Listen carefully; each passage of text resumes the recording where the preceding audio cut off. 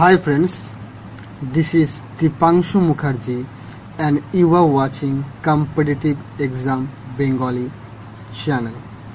তো বন্ধুরা, আজকের ক্লাসটা শুরু করার আগে আমি আপনাদের বলে নিচ্ছি যে আজ কিছুদিন পর আমি ভিডিও আপলোড করতে চলেছি। তার কারণ আমি টেট পরীক্ষার বাংলার উপর একটা সিরিজ বার করতে চলেছি, যেখানে স্টুডেন্টদের খুবই সাহায্য হবে। ঠিক আছে, তো আপনারা আমার এই চ্যানেলটিকে সাবস্ক্রাইব করে আপডেট থাকুন। আগামীতে টেটের জন্য আমি বাংলার উপরে কিছু প্রশ্ন এবং উত্তর আপনাদেরকে দিতে চলেছি। এবার বাংলার উপরে তো এখানে গ্রামার বা বাংলা ব্যাকরণের বিষয় নিয়ে কিন্তু অনেক আলোচনা হবে, অনেক শর্ট কোশ্চেন থাকবে। তো যাদের এই সমস্ত শর্ট কোশ্চেনগুলো নিয়ে কনফিউশন থাকবে, মনে করুন সন্ধির উপরে থাকছে, সমাস বা কারক, এনি যে কোনো বিষয়ের উপরে যদি আপনাদের কোনো সমস্যা থাকে আপনারা কিন্তু আমাকে লিখে জানাতে পারেন। ঠিক আছে, এবং লাইক আর সাবস্ক্রাইবটা মনে করে কিন্তু অবশ্যই করবেন। ধন্যবাদ। তো শুরু করছি আজকের ক্লাস। আজকের প্রথম প্রশ্নটি হচ্ছে, গদ্য কবিতার প্রবর্তক কে? গদ্য কবিতার প্রবর্তক হলেন রবীন্দ্রনাথ ঠাকুর। বাংলা পাঠ্যক্রম তৈরির মূলনীতি কোনটি? বাংলা পাঠ্যক্রম তৈরির মূলনীতি কোনটি? শিশুকেন্দ্রিকতা, বিজ্ঞান মনস্কতা ও মনস্তাত্ত্বিকতা। আবার বলছি, বাংলা পাঠ্যক্রম তৈরির মূলনীতি কোনটি? বাংলা পাঠ্যক্রম তৈরির মূলনীতি এই তিনটেই, যে তিনটি এখানে দেওয়া রয়েছে, শিশুকেন্দ্রিকতা, বিজ্ঞান মনস্কতা এবং মনস্তাত্ত্বিকতা। এই তিনটি বিষয়ের উপরই বাংলার পাঠ্যক্রম তৈরির মূলনীতি প্রতিষ্ঠিত। নেক্সট প্রশ্ন, মৌচাক শব্দের প্রতিশব্দ নিচের কোনটি? মৌচাক শব্দের প্রতিশব্দ হলো মধুচক্র, না মধুক্রম, না মৌচাক, না সবকটি। এখানেও মৌচাক শব্দের প্রতিশব্দ নিচের সবকটি, অর্থাৎ মধুচক্র, মধুক্রম এবং মৌচাক। নেক্সট, বিদ্যান এর লিঙ্গ পরিবর্তন করুন। অর্থাৎ বিদ্যান এই শব্দটির লিঙ্গ পরিবর্তন করলে কি হয়? বিদ্যান এই শব্দটি পুংলিঙ্গ, অর্থাৎ আমাদের স্ত্রীলিঙ্গটি কি হবে? বিদ্যানের বিদুষী। নেক্সট, ই বলতে এখানে রস্যই এবং এটা দীর্ঘই। তো ই এবং দীর্ঘই এরা কি বর্ণ? এরা হচ্ছে তালব্য বর্ণ।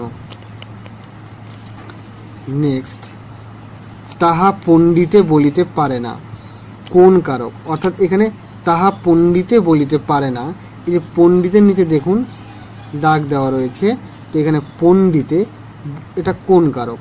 এটা কর্মকারক। দেখুন, কারক নিয়ে কিন্তু আমার আগেই কয়েকটি ভিডিও আপলোড করা রয়েছে, আপনারা কিন্তু সেই ভিডিওগুলো দেখে নিতে পারেন আমার চ্যানেলে গিয়ে। ঠিক আছে। নেক্সট, নিচের কোনগুলি অল্প প্রাণ বর্ণ?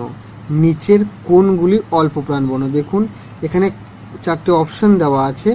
ঠিক আছে, এগুলো কোনোটি অল্প প্রাণ নয়। এখানে সি নাম্বার, অর্থাৎ এ বি সি নাম্বারটি হচ্ছে সবগুলি, যে চারটা বর্ণ রয়েছে চারটি হচ্ছে এখানে অল্প প্রাণ বর্ণ, ক, গ, চ এবং বর্গীয় জ। এই চারটি হচ্ছে অল্প প্রাণ বর্ণ। নেক্সট প্রশ্ন, তিতাস একটি নদীর নাম, উপন্যাসটি কার রচিত? এই তিতাস একটি নদীর নাম, এই উপন্যাসটি কার রচিত? এই উপন্যাসটি অদ্বৈত মল্ল বর্মণের রচিত। অদ্বৈত মল্ল বর্মণের রচিত। নেক্সট, আহা এটি কি ধরনের অব্যয়? আহা এটি কি ধরনের অব্যয়? এটি ধন্যাত্মক অব্যয়।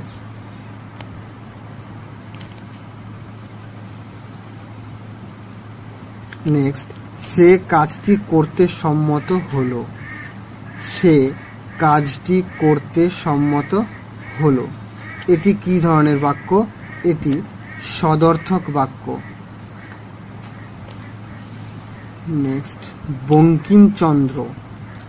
বঙ্কিমচন্দ্র বং কিম চন্দ্র এই উদাহরণে মুক্ত দল কোনটি?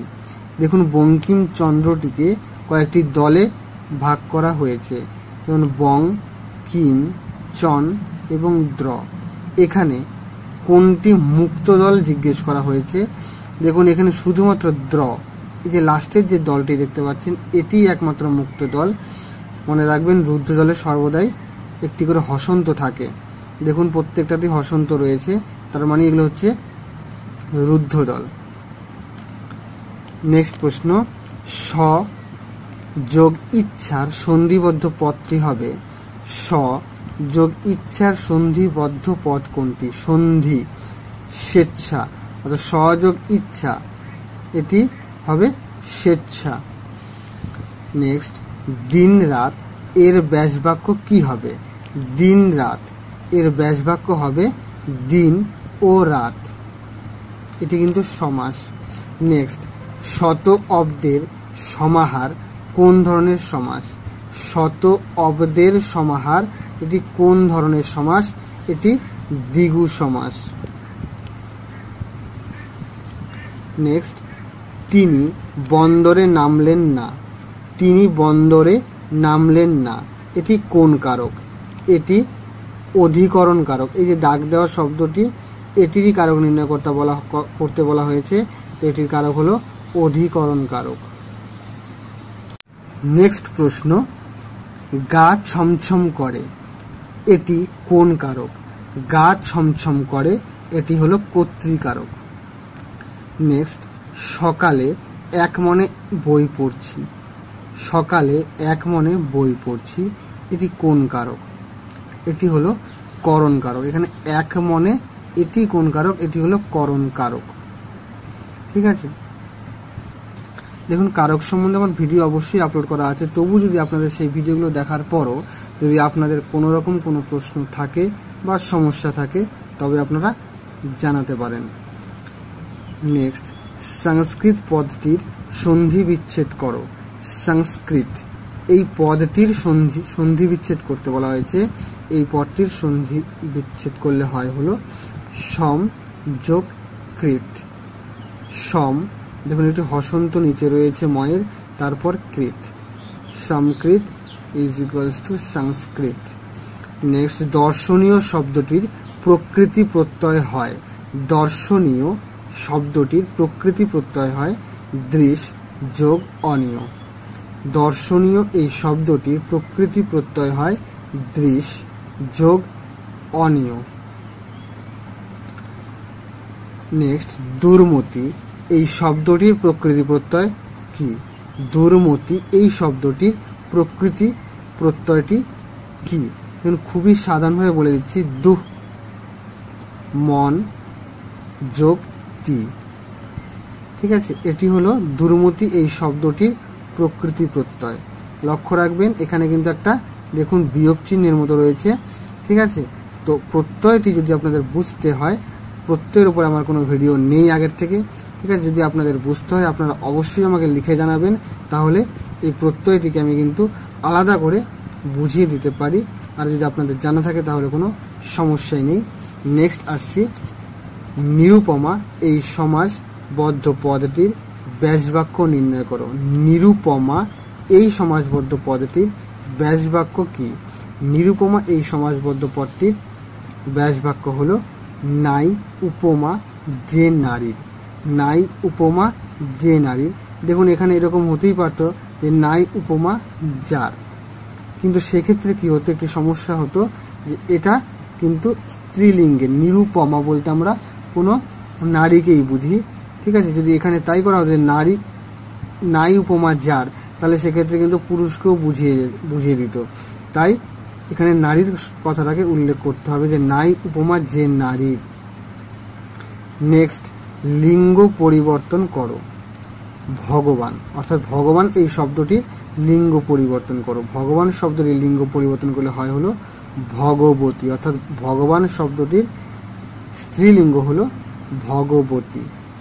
নেক্সট, লিঙ্গ পরিবর্তন করো যোদ্ধা। যোদ্ধা শব্দটির লিঙ্গ পরিবর্তন করলে হয় হলো যোদ্ধৃ। যোদ্ধৃ। ঠিক আছে, দয় ধয় রিকার রয়েছে শেষে, যোদ্ধ্রি।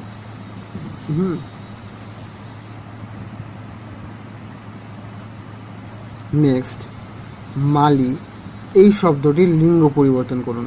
মালি, এই শব্দটির লিঙ্গ পরিবর্তন করলে হয় হলো মালিনী, ময়াকা লয়রস্যি এবং নয় দীর্ঘি, মালিনী। তো বন্ধুরা, আজকের মতো আমার ভিডিওটি এখানেই শেষ করছি। ঠিক আছে, আপনাদের যদি ভালো লেগে থাকে আপনারা লাইক, সাবস্ক্রাইব এবং শেয়ার অবশ্যই করবেন। ঠিক আছে, এবং আমার সাথে আপডেটেড থাকবেন। দেখতে থাকুন আমার এই চ্যানেলটিকে এবং দেখার জন্য আপনাদের অসংখ্য ধন্যবাদ। ভালো থাকবেন।